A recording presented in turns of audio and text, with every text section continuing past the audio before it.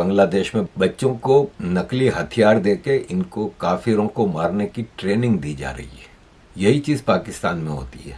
یہ ایک دوسرے کا ساتھ دینے، ایک دوسرے کا ہاتھ تھامنے کے لیے تیار نظر آتے ہیں. یہ ایک نئے دور کا آغاز کر رہے ہیں. بہت ہی شاندار، ایکسلنٹ پلان. بنگلہ دیش بہت بڑھیا. ایک ہاتھ میں بھیک کا کٹورا، ایک ہاتھ میں چاقو. اس کو کہتے ہیں جس تھالی میں کھانا اسی تھالی میں چھید کرنا. انڈیا کے دل میں پتہ نہیں کیا بات آئی ہے کہ انڈیا نے بنگلہ دیش کو 25,000 ٹن چاول بھجوائے ہیں. راما صاحب، جو بنگلہ دیش کے اندر اس وقت واقعات چل رہے ہیں، مسلمان کمیونٹی اٹھتی ہے، مندریں توڑتی ہے، وہاں کے پنڈت کو باندھ کر مارا جاتا ہے، 10 سال کے معصوم بچے کو باپ کے سامنے رسیوں کے ساتھ باندھا جاتا ہے، پھر مارا جاتا ہے. یعنی آپ وہ اس 10 سال کا معصوم ہے. جی اس کو آپ معصوم کہہ رہے ہیں. بدقسمتی یہ ہے کہ جنوبی ایشیا میں جو سب سے بڑا ملک ہے ہندوستان، وہ نفرت کی سیاست ہی کرتا ہے، چاہے پاکستان کے ساتھ ہو چاہے بنگلہ دیش کے ساتھ ہو. یہ سب القاعدہ کی اولادیں ہیں، یہ سب جماعت اسلامی کی اولادیں ہیں. That is what they wish to do. جہاں پہ آپ نے دیکھا کہ if somebody does not pray to the same God as you, finish him. یہی القاعدہ بھی کرتا ہے، یہی اسلامک اسٹیٹ بھی کرتا ہے، یہی بنگلہ دیش بھی کر رہا ہے. لیکن کم سے کم القاعدہ اور اسلامک اسٹیٹ بھیک نہیں مانگتے، چاول کی وہ بھی. تم بھکاری بھی ہو، تم قاتل بھی ہو، اور تم بے غیرت بھی ہو بنگلہ دیش. یہ اصل اس سوال کا جواب بنگلہ دیش کے مسلمان آپ کو دے سکتے ہیں، جو وہاں پر جس حال میں زندگی گزار رہے ہیں، جن کو مسجد بنانے کی اجازت نہیں ہے، جو کھلے عام اپنا دینی کام نہیں کر سکتے. 5 اگست کو شیخ حسینہ بھاگی ہے وہاں سے. 5 اگست سے لے کر آج کی تاریخ ٹوڈے کہ کتنے مسلمانوں کے گھر توڑے گئے، کتنے مسلمانوں کی ہتیا ہوئی بنگلہ دیش میں؟ نہیں ہوئی بھائی، نہیں ہوئی. اب نفرت بڑھ رہا ہے، انڈیا کے عوام کا بھی بنگلہ دیش کے عوام سے نفرت بڑھ رہا ہے، بنگلہ دیش کے عوام کا بھی انڈیا کے عوام سے نفرت بڑھ رہا ہے. جے ہند دوستو، جیسا کہ آپ نے ویڈیو میں دیکھا، بنگلہ دیش کے 5-10 سال کے چھوٹے چھوٹے بچے ہاتھوں میں نقلی ہتھیار لیے کافروں کے ساتھ جنگ کرنے کے لیے تیار کھڑے ہیں. یہ ویڈیو ہمیں بتاتی ہے کہ بنگلہ دیش میں بچوں کو کیسی شکشا دی جا رہی ہے. ایسی شکشا کے چلتے ہی آج بنگلہ دیش میں ہندوؤں اور عیسائیوں پر حملے ہو رہے ہیں، مندروں اور چرچوں کو جلایا جا رہا ہے. راما صاحب، جو بنگلہ دیش کے اندر اس وقت واقعات چل رہے ہیں، مسلمان کمیونٹی اٹھتی ہے، مندریں توڑتی ہے، وہاں کے پنڈت کو باندھ کر مارا جاتا ہے، 10 سال کے معصوم بچے کو باپ کے سامنے رسیوں کے ساتھ باندھا جاتا ہے، پھر مارا جاتا ہے. یعنی آپ وہ اس 10 سال کا معصوم ہے.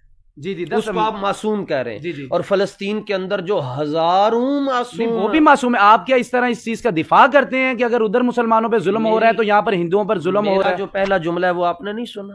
نہیں، میں نے اس بات کو، لیکن آپ اگر اس بات آپ دوسری بات کیوں کر رہے ہیں؟ جب میں پہلا جملہ آپ کو کہہ چکا ہوں کہ اسلام تو یہاں تک کہتا ہے کہ ان کے، بلکہ آپ اقلیت سے پوچھیں جو پاکستان میں رہ رہے ہیں. جی، میں سب سے پہلے جب اس طرح کے واقعات ہوئے تو میں یہود آباد گیا تو انہوں نے آپ کا ہی سب سے پہلے کہا کہ ہمارے پاس جب الیکشن ہوئے تو یہ آئے تھے نقش بندی صاحب، اور یہ اقلیتوں کے تحفظ کی بڑے کھلے عام بات کرتے ہیں کہ اقلیتوں کا تحفظ ملنا چاہیے. جیسے آپ بات کرتے ہیں، آپ ایز اے مسلم، بنگلہ دیش والے بھی ایز اے مسلم، جماعت اسلامی آپ کو اندازہ ہے وہاں پر بہت زیادہ لیڈ کر رہی ہے، تو وہ کئی مسلمانوں کا نام لیتے ہوئے، اگر آپ نے جیسے فرمایا کہ مسلمان اقلیتوں کو بہت زیادہ تحفظ کرتے ہیں، تو مسلمانوں کا اس سے کوئی لینا دینا نہیں ہے جو وہ ظلم کر رہے ہیں اقلیتوں کے اوپر بنگلہ دیش والے.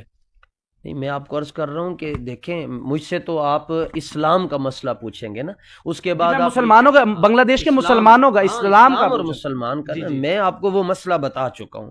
اب جب بھی کوئی مسئلہ ہوتا ہے تو فریقین کی گفتگو کو سنا جاتا ہے. اس وقت میں اور آپ ایک فریق کی بات کر رہے ہیں.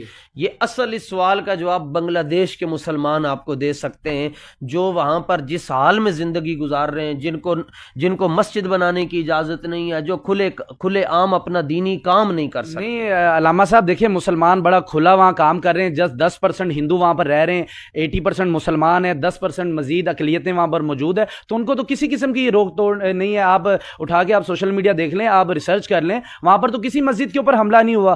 تو ہمارا اسلام، یہ جو جہاد کا نام ہم لے کر ہم معصوم بچوں کو یہاں پر عورتوں کے ساتھ ریپ کیا گیا، وہاں پر اس کی باقاعدہ ویڈیو بنا کے، نہیں جی، اللہ اکبر کہہ رہے ہیں، وہ وہاں پر اللہ اکبر کہہ کے وہاں پر ریپ کر رہے ہیں عورتوں کے. وائلیشن از وائلیشن.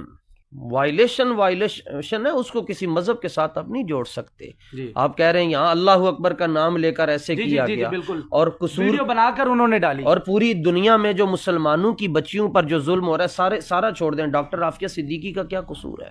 جی بالکل کوئی قصور نہیں ہے. ڈاکٹر ایک مسلمانوں کی بیٹی کو 85 سال کی سزا ہوئی ہے، اور آج پوری دنیا میں یہ ہم ایک بیٹی کو ہمارے مسلمان حکمران نہیں چھوڑا. آپ پھر اس طرح یعنی کہ دفاع، میں آپ کے بات سے گفتگو سے یہ اندازہ لگا رہا ہوں کہ آپ اس طرح دفاع کرنا چاہ رہے ہیں کہ اگر ہمارے ساتھ زیادتی ہو رہی ہے تو ہم اگلوں کے ساتھ بھی زیادتی کریں. اگر آپ میری گفتگو سے یہ انالیسز لے رہے ہیں تو میں یہ انالیسز لوں گا کہ آپ ہندوؤں کی ترجمانی کر رہے ہیں. میں ہندوؤں کی نہیں، میں اپنے اسلام کا صحیح چہرے کا پیغام پہنچانا چاہتا ہوں کہ ہمارے اسلام کے اندر یہ چیزیں نہیں ہیں. کا چہرہ بتا چکا